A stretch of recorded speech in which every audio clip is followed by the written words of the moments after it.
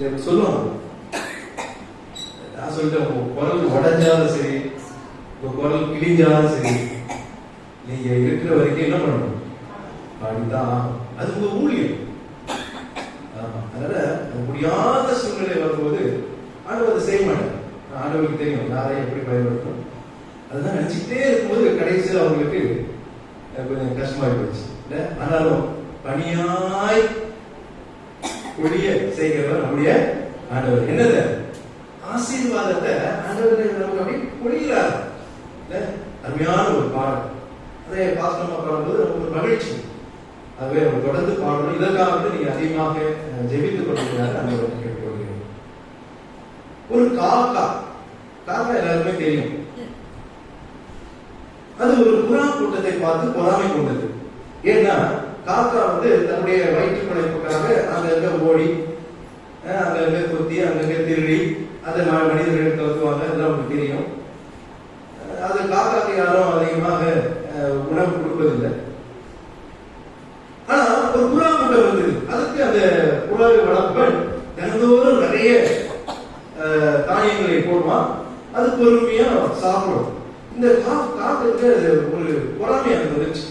என்னடா இது, நம்மதான் நம்முடைய உணவுக்காக ஓடி ஓடி இருக்குமே, இந்த கூட்டம் ரொம்ப அழகா அவங்க வேண்டியதை போட்டுறாங்க, சாப்பிட்டு அமைதியா இருக்குது. பேசாம நாமளும் புறாவா இருந்தா என்ன பண்ணிடுவோம், நமக்கும் சந்தோஷமா இருக்குன்னு சொல்லிட்டு சரி புறாவா மாறிடலாமே அப்படின்னு யோசனை வந்தது.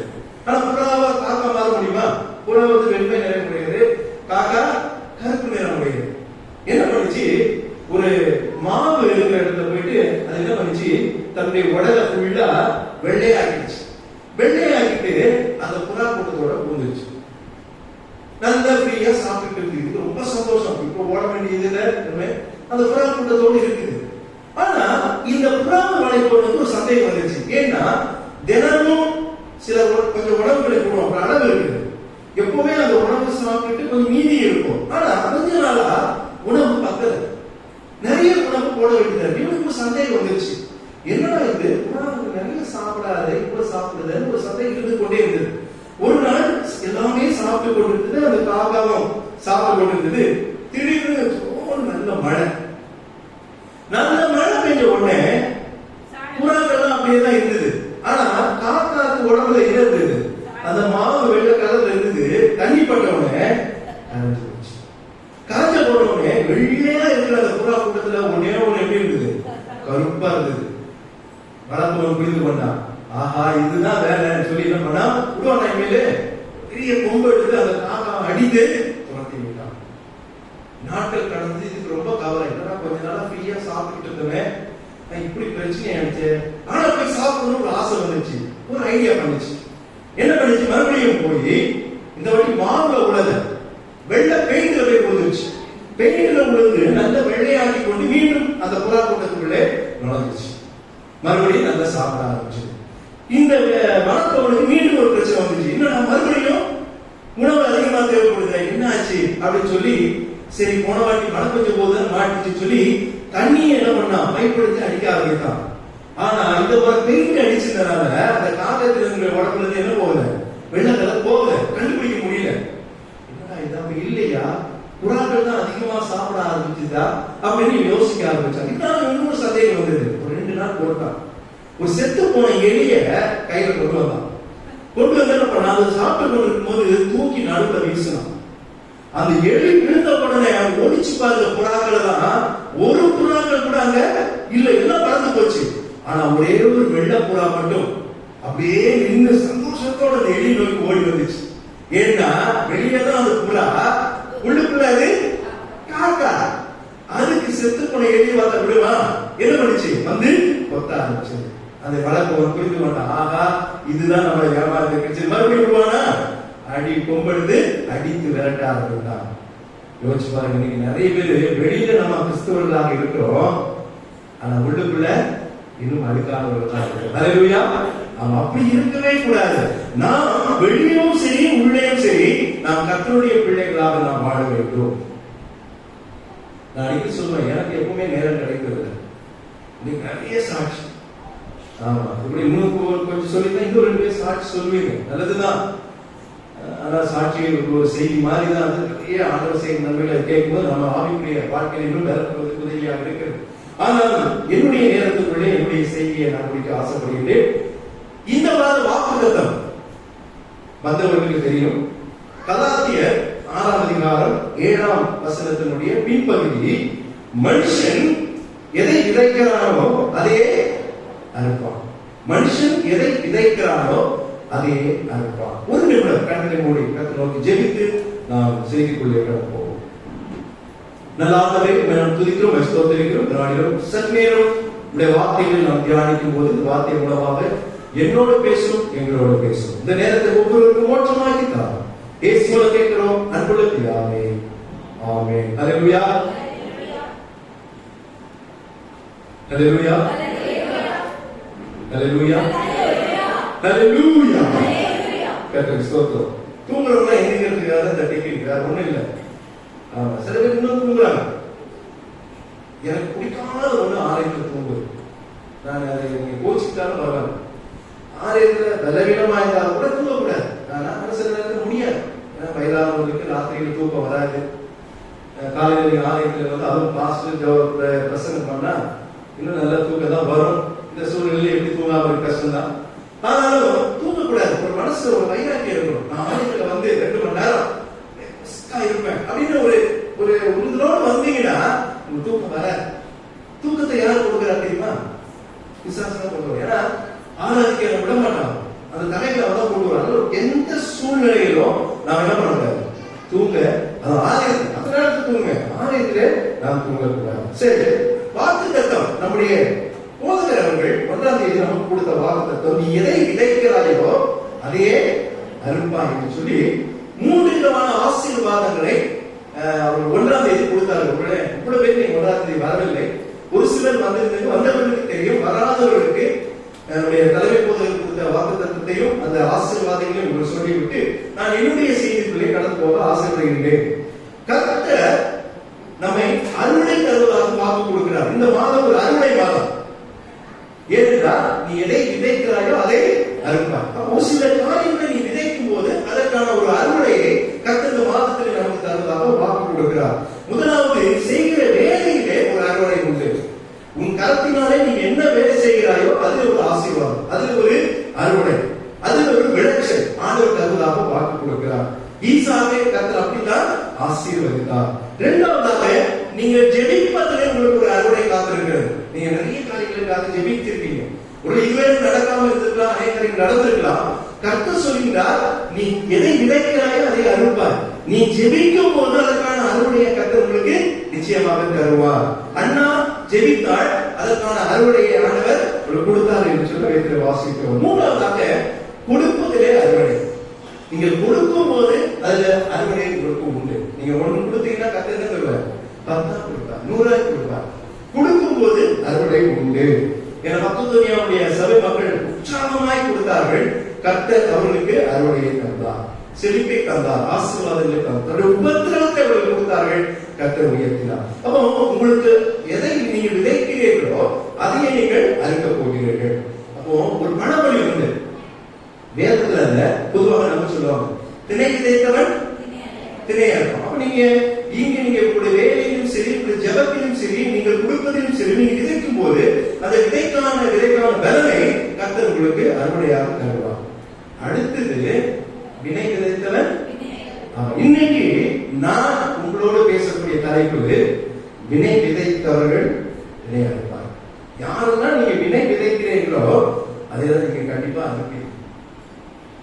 முதல் வாரத்துல ஒரு ஆசீர்வாதமான வார்த்தை தான் நான் சொல்ல வேண்டும். அதுக்குதான் உங்களுக்கு முதல் ஆசீர்வாதமே நான் சொல்லிட்டேன். ஆனா எப்பொழுது நீங்க இயேசுவை குறித்து அதிகமாக தெரிந்து கொள்கிறீர்களோ அந்த அளவுக்கு நமக்கு எதிராளியான பிசாசு குறித்தும் நாம் தெரிஞ்சு வச்சிருக்கோம். அவனை குறித்து நீங்க நல்லா புரிந்து வைத்துக் கொள்ள வேண்டும். அப்போ நீங்க நல்ல காரியங்களை விதைக்கும் போது அந்த நல்ல காரியங்களை நீங்க அறுவடை செய்வீங்க.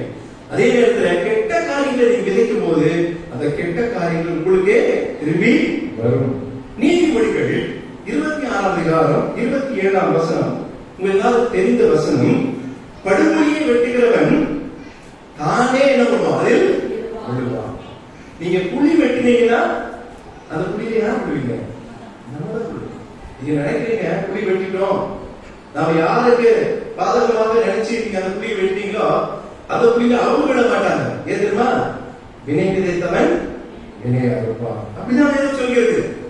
ஆமா, நீங்க அது மாத்திரம் இல்லாமல் அதே வசனத்துல 26 கல்லை புரட்டுகிறவனே அந்த கல் திரும்ப விடும். நீங்க ஒருத்த மேல கல்லை புரட்டி அவனை சாய்க்கணும்னு நினைச்சீங்கன்னா அந்த கல் அவனை சாய்க்காது. என்ன பண்ணும்? நீங்க எதை விதைக்கிறாரோ அதே ஆண்டவர் அருளுடைய வார்த்தை தந்துட்டார். ஆனா சில நேரங்களில நான் திரை மாத்திரம் வருவதில்லை. என்ன பண்றோம்? நீங்க எதை விதைக்கிறீங்களோ அதுதான் வேதத்துல வினை விதைத்தவர்கள் நிறைய பேர் இருக்கிறாங்க. அதுல ஒரு 3 பேரை குறித்து இன்னைக்கு நான் உங்களுக்கு சொல்ல போகிறேன். 3 பேரை குறித்து நான் சுருக்கமாக சொல்லி கடந்து போக ஆசைப்படுகிறேன். முதலாவதாக சவுல் விதைத்த வினை. சவுல் ராஜா உங்களுக்கு எல்லாருக்குமே தெரியும். இஸ்ரவேலுடைய எத்தனாவது ராஜா? முதல் ராஜா. சவுல் ரொம்ப திறமைசாலி, ரொம்ப அழகானவன், ஆண்டவருடைய பிள்ளை, சாமுவேலால் அபிஷேகம் பண்ணப்பட்டவன், இஸ்ரவேலுக்கு முதல் ராஜா, பெரிய ஆசீர்வாதம். ஏன்னா இதை ஜனங்கள் விரும்பினார். தீர்க்கதரிசிகள் இவர்கள் தான் ஜனத்தை வழிநடத்தி கொண்டிருந்தார்கள். அவர்களுக்கு எங்களுக்கு ஒரு அரசர் வேண்டும், ஒரு ராஜா வேண்டும் என்று சொல்லி சாமுவேலுக்கு சொல்லும்போது சாமுவேல் ஆண்டவரிடத்தில் கேட்டு அதற்கு பிறகு சவுலை ஆண்டவர் ஏற்படுத்தினார். அபிஷேகம் பண்ணினவர் யாரு? சாமுவேல். சவுல் நல்லவனாக இருந்தான். பிரச்சனை எங்க வருதுன்னா, கோலியாத் என்கிற ஒரு பெரிய பெலிஸ்தியன் வருகிறான். வந்து உங்களுக்கு தெரியும் அந்த கதை. வந்து டெய்லியும் வந்து என்ன பண்றான்? எப்படி யாராவது போட்டி போட வாங்க. மற்ற யாராவது வந்ததுன்னா சவுல் தந்தை சேனையை அனுப்பி ஜெயிச்சிருப்பாங்க. ஆனா கோலியாத் என்ற பெயரை கேட்டாலே நடுவாங்க. ஏன்னா அவ்வளவு ஒரு மகாபராக்கிரம் சார், பயங்கரமான ஒரு அவன் ராட்சசன், மனுஷன் கிடையாது, ராட்சசன். ஒண்ணு இல்லைங்க, அதிகபட்சம் 6 அடி. ஒரு 7 அடியில ஒருத்தர் நடந்து வந்தாங்கன்னா யாராவது பார்க்காம இருப்பீங்களா? போலாமா? ஒரு சில ஒரு இடமா இருந்தா இப்படி பார்க்க முடியாது, நமக்கு ஒரு ஆச்சரியமா தெரியும். ஆனா கோலியாத்தை பார்த்து எல்லாமே பயப்படுற, ராஜாவை பயப்படுறான். இந்த சேனையை அனுப்ப முடியல.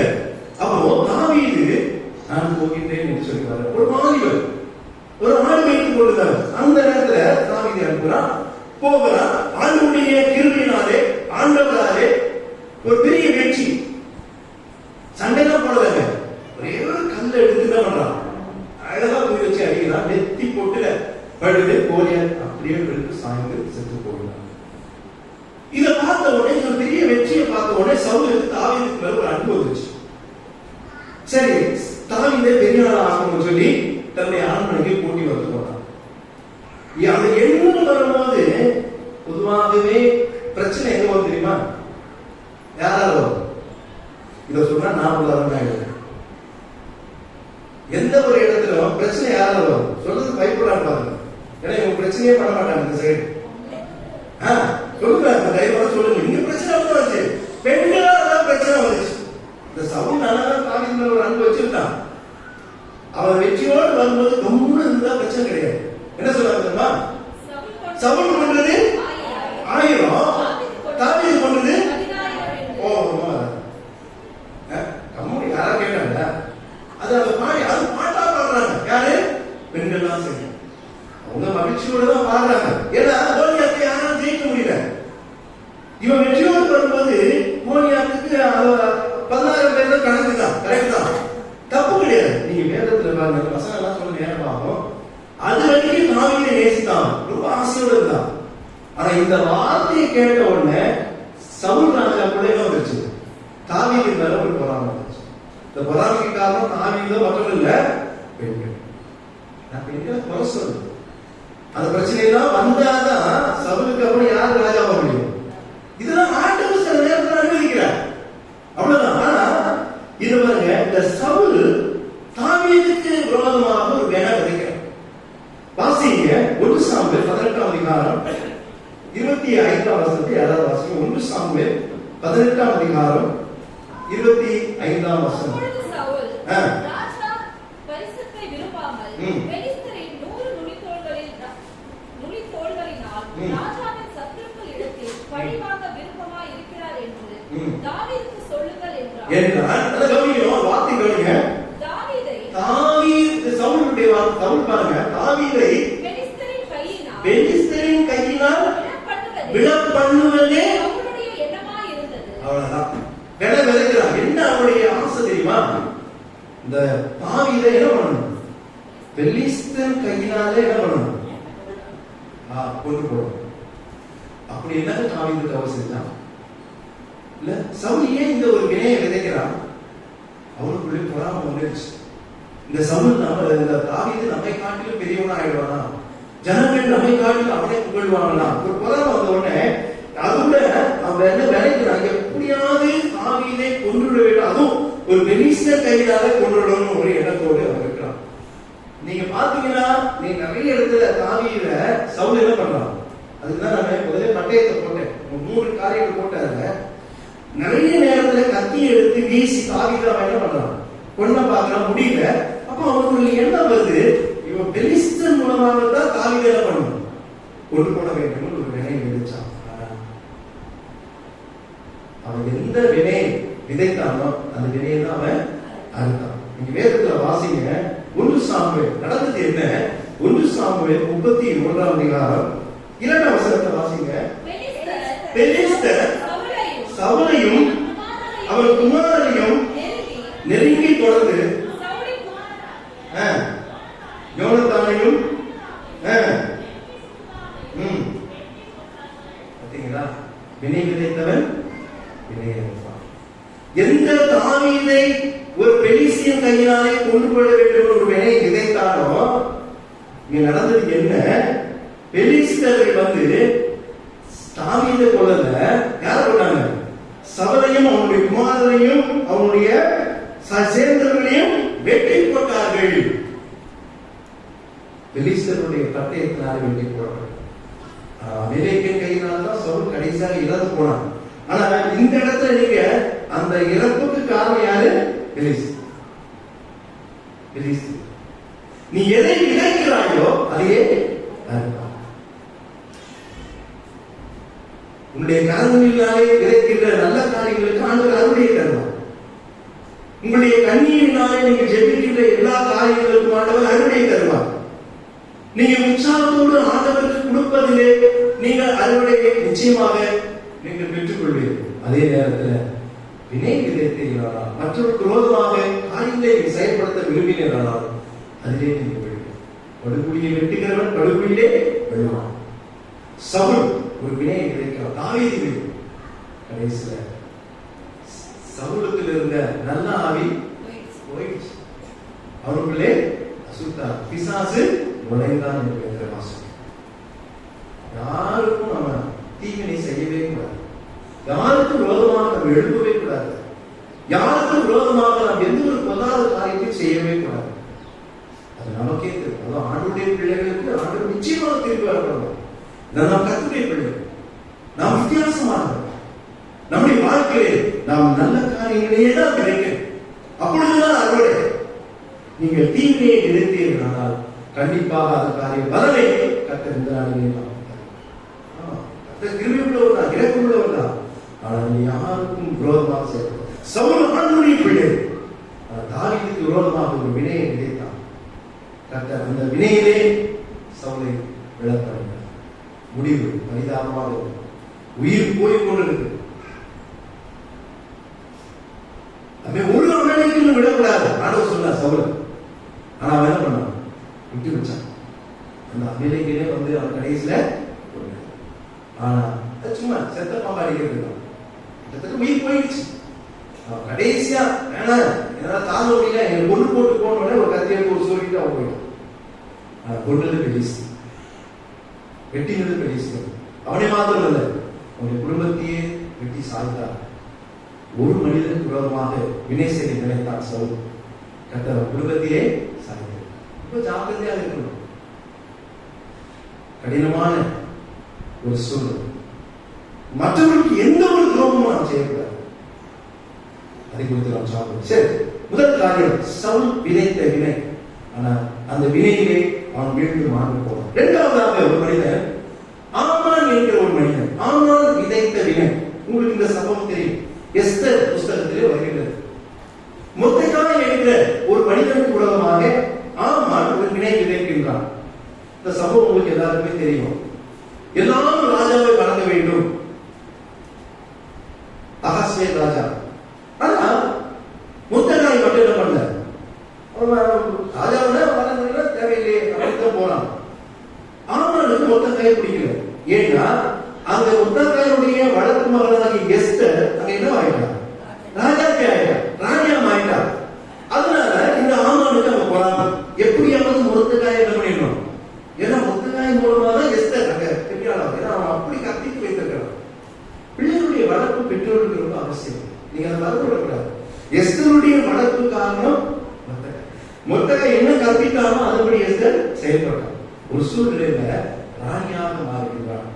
ஆனால் ஆமான் என்கிற அந்த வினை பிடித்தவன் இந்த மொர்தெகாய்க்கு மேல எப்படியாவது ஏதாவது பண்ணிவிட வேண்டும். கடைசி என்ன பண்ணினா, தூக்கு மரத்துல போட்டு அவனை தூக்கிட வேண்டும் எண்ணத்தோடு அதுக்கு செயல்பட ஆரம்பிக்கிறான். வாசிங்க எஸ்தர் 5ஆம் அதிகாரம் 14ஆம் வசனத்தை யாராவது வாசிங்க.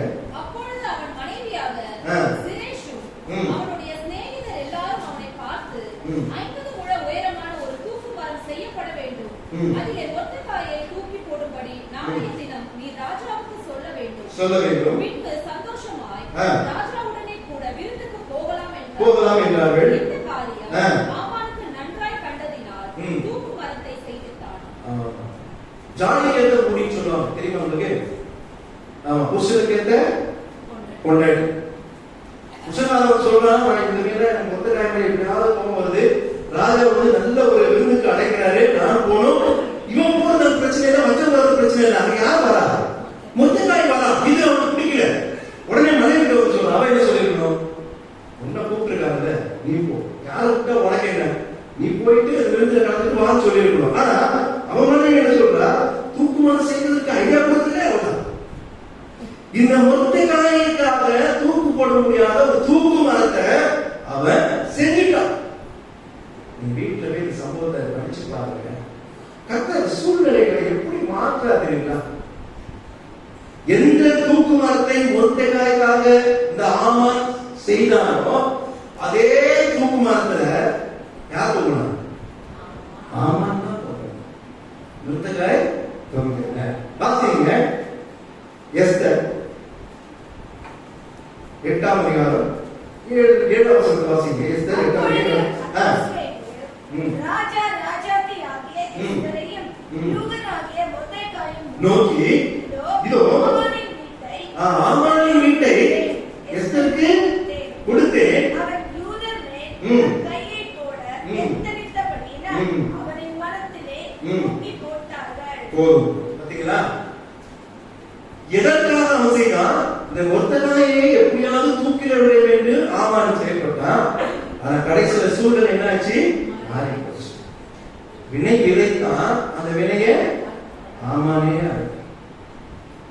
இதை விட இன்னும் மோசமா இதுக்கு முந்தின சம்பவத்தை வீட்டில் படிச்சு பாருங்க. தன்னுடைய உயிருக்காக எஸ்தர் போய் என்ன பண்ணலாம், கால விழுந்து கெஞ்சிறான். யாரு, ஆமா. எப்படிப்பட்டவன் தெரியுமா, ஆண்டவர் சூழ்நிலையில நீ வினை விதைத்தால் அந்த வினை உனக்கு ரெட்டிப்பா வந்து உன்னை மாத்திரம் குடும்பத்துக்கு ரொம்ப ஜாக்கிரதையா இருக்கணும். நாம் ஆண்டவருடைய பிள்ளைகள் எந்த சூழ்நிலையும் யாருக்கு உலகமாக செயல்படணும். அதான் அந்த மாதிரி வந்து ஒரு ஆசீர்வாதமான வாக்கு. நீ எதை விதைக்கிறாயோ அதே நல்லதை விதைத்தாய் நல்லது, கெட்டதை விதைத்தால் கெட்டதை தான் விதைக்கணும். அதுல உங்களுக்கு நல்லது. ஆனால் மொர்தெகாய்க்கு விரோதமாக அவன் செயல்பட்டான்.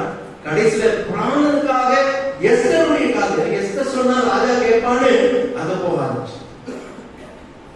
யார் சொன்னாலும் ஆண்டவருடைய நினைப்பு மாற்றவே முடியாது. அல்லேலூயா. ஆண்டவர் நினைச்சிட்டாருன்னா நல்லதோ கெட்டதோ நடந்துதான். ஆனா நீங்க வினைய விதைத்தீங்கன்னா அதற்கான பலன், வினைய விதைத்தீங்கன்னா நிச்சயமாக உங்களுக்கு வினைதான் வந்து செய்யும். இது முதல் வாரத்துல நான் உங்களுக்கு எச்சரிக்கையாக சொல்லப்படுகிறார். என்ன ஆண்டை பிள்ளை ஒரு பொது யாருக்கும் வினை பண்ண தீவினை காணக்கூடாது. நல்லதே நினைக்கிறோம், நல்லதே நினைக்கிறோம். நாம் ஆண்டுடைய பிள்ளைகள் அப்படிதான் இருக்கிறோம். ஆனால் இந்த மொத்தக்காய்க்கு விரோதமாக அவன் எப்படியாவது கொண்டு விட வேண்டிய எண்ணினான். ஆனால் சூழ்நிலை முடிவு அந்த தூக்கில அவன் தூக்கினான். சரி, மூன்றாவதாக இன்னொருவர் விதைத்த ஒரு வினை. இந்த இரண்டை காட்டிலும் மோசமான ஒருத்தர் யாரு? யூதாஸ். யூதாஸ் விதைத்த வினை. அவங்களும் ஒரு மனுஷனுக்கு விரோதமாக விதைத்தாங்க. ஆனா இங்க யூதாஸ் என்ன பண்ண தெரியுமா? இயேசு கிறிஸ்துவுக்கு விரோதமாக ஒரு குழி வெட்டான். அதாவது எல்லாரும் சொல்லுவாங்க, விரோதிய மன்னிச்சிடலாம், விரோதிய எதிரியை மன்னிச்சிடலாம், விரோதிய மன்னிக்கப்படும், அப்படிதான் சொல்லுவாங்க. இவன் விரோதி அல்ல, யாரு? துரோகி. இயேசுவோடு 3 வருஷம் எல்லாவற்றையும் அனுபவித்து 12 சீஷர்களிலே சிறப்பான ஒரு சீஷனாக, ஒரு பொருளாதாரராக அவனை ஆண்டவர் அவனுக்கு பணியை கொடுத்து எல்லாவற்றையும் காண செய்து அந்த இயேசுவுக்கே விரோதமாக இவன் என்ன பண்றான்? ஒரு வினைய விதைக்கிறான். காட்டி கொடுக்கிறது எவ்வளவு துரோகம் தெரியுமா? நம்முடைய சுயநலத்துக்காக நாம் சில நேரத்தில் என்ன பண்றது தெரியுமா? மற்றவர்கள் என்ன பண்றோம்? காட்டி கொடுக்கிறோம். அந்த சம்பவம் நீங்க நிறைய நடந்திருக்கும், நம்முடைய வாழ்க்கை நிறைய நடந்திருக்கும். நாம தப்பிக்கிறதுக்காக, நம்முடைய தேவைகளுக்காக நாம் என்ன பண்றோம்? மற்றவர்களை வழி சொல்லி விடுகிறோம், இல்ல காட்டி கொடுத்து விடுகிறோம், இல்லையா அவருக்கு விரோதமாக வினையை நிறைவேற்றி விடுகிறோம். 12 சீஷர்களை ஆண்டவர் தேர்ந்தெடுத்த போது எவ்வளவு பெரிய பொறுப்புங்க. இயேசுவுடைய சீஷர்கள் சும்மா சாதாரணமா இல்ல, ஆண்டவர் எவ்வளவு பவர் கொடுத்திருக்கார். ஆனா யூதாஸ் இழந்து போனான். ஆண்டவர் கூட இருக்கும்போது அடிக்கடி சொல்லுவார், நான் சீக்கிரமாக மரிப்பேன், சீக்கிரமாக மரிப்பேன். ஒரு யூதாசுடைய மனதில் பொதுவாக ஒரு தண்டனை கொடுக்கும்போது அந்த நாட்களில் என்ன பண்ணுவாங்க? தூக்குதான் போடுவாங்க. சிலுவை தண்டனை என்பது ஆண்டவனாலே குறிக்கப்பட்டு ஆண்டவனாலே விருப்பப்பட்டு நடந்த ஒரு சம்பவம். ஆனா என்னுடைய எண்ணம் என்றால், யூதாஸ் ஒருவேளை அவர் அடிக்கடி அந்த சிலுவை பாதைகளை குறித்து அவர் சொல்லிக்கிட்டே தான் இருக்கிறார். ஆனால் என்னுடைய எண்ணம் நினைச்சிருப்பான், இவரை எப்படியாவது காட்டி கொடுத்து என்ன பண்ணணும்? தூக்கில போட்டு விட்டுருவாங்க. ஒரு இப்படி ஒரு நல்ல எண்ணம் இருந்திருக்கலாம், அவர் செத்தா மீண்டும் வருவான்னு சொல்றாங்க. ஆனா நமக்கு என்ன ஆயிடுது? காசு கிடைச்சா போதும். ஒரு பையன் நிறைய காசு கொடுத்து வச்சிருக்கிறேன், ஆனா இப்ப என்ன பண்றாங்க? ஆசைப்படுறாங்க. நீ வேதத்துல பாத்தீங்கன்னா அவங்க கூப்பிடுங்க, இவனே தான் என்ன பண்றாங்க? போதும். அது ரொம்ப கொடுமைங்க. அவங்க ஒருவேளை யூதாஸை கூப்பிட்டு எப்ப சீசன் தான் கூப்பிட்டு பேசி யாரோ ஒருத்தர் வாங்க காட்டி கொடுங்க. ஏன்னா அந்த நாட்டுல நமக்கு சந்தேகம் வரும், ஏன் இயேசுவா காட்டி கொடுக்க? யாரும் தெரியாதா? தெரியாது. ஏன்னா இவங்க குடிக்கணும்னா பகல்ல வர முடியாது, இருட்டோடு வெளிச்சம் இல்லாம வரணும். சீஷர்களும் இயேசுவும் கிட்டத்தட்ட எல்லாமே எப்படி இருந்தாங்க? ஒரே மாதிரி. நீங்க டக்குனு 12 பேர் வர கண்டுபிடிக்க முடியாது. 12 பேரும் ஒரு நேரத்தில் ஒரே வெள்ளையா ஒரே ட்ரெஸ் போட்டீங்கன்னா யாரு என்னன்னு தெரியாது. சார் தூரமா பார்த்தா தெரியாது. இவங்க எல்லாருமே தாடியை வச்சுட்டு ஒரே மாதிரி இருப்பாங்க. இப்ப யாரும் தெரியாது, யாரையோ ஒருத்தர் பிடிச்சிருக்காரு. அதற்காகத்தான் இவங்க யோசனை பண்ணி கொண்டிருப்பது இவனுக்கு தெரிஞ்சு போச்சு. உடனே இவனே தான் அங்க போறான். நீங்க வாசிங்க, மத்தேயு எழுதின சுவிசேஷம் 26ஆம் அதிகாரம் 14ஆம் வசனத்தை வாசிங்க. அப்பொழுது யூதாஸ் காரியத்துக்குவன் பாருங்க, அவங்க கூப்பிடுற இவன் போய், நான் அவரை உங்களுக்கு எவ்வளவு பரிதாபமா பாருங்க. சாதாரண மனுஷன் சொல்லுங்க, ஆண்டவராகிய இயேசு கிறிஸ்துவை நான் காட்டி கொடுக்கிறேன் என்று யூதாஸ் சொல்லுங்க. எவ்வளவு கொடுமை பாருங்க. 3 வருஷம் அவர் போட்ட சாப்பாடை சாப்பிட்டு உப்பு என்ன சொல்லுவாங்க? உப்பிட்டவரை உள்ளளவு நினை. உப்பை போட்டு அவசரம் நினைக்கிறேன். அதான் அவங்க அந்த நினைப்பே இல்லை. இல்ல நான் காட்டுவேன். அப்படியே வாசிங்க.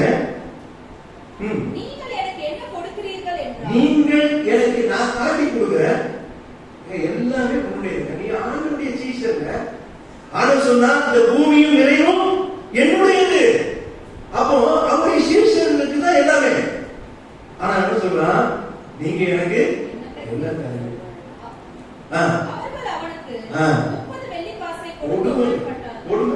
30 வெள்ளி காசுக்காக சொந்த ரட்சகரையே என்ன பண்றான்?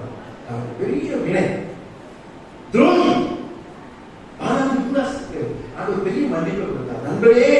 என்று அழைக்கிறார். துரோகியே துரோகியே கூப்பிடல, என்ன கூப்பிட்டார்?